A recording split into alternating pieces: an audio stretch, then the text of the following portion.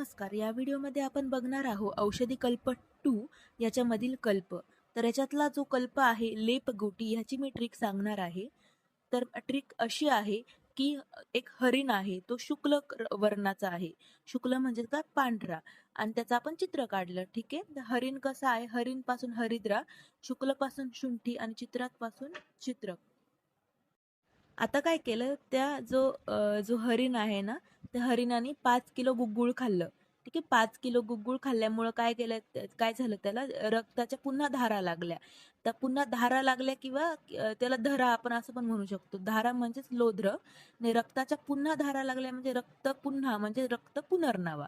ठीक आहे. मग आता आपण त्याला धरलं म्हणजेच लोध्र.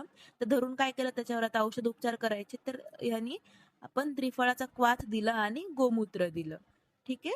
तर ट्रिक कशी होती मग आपली, हरिण आहे.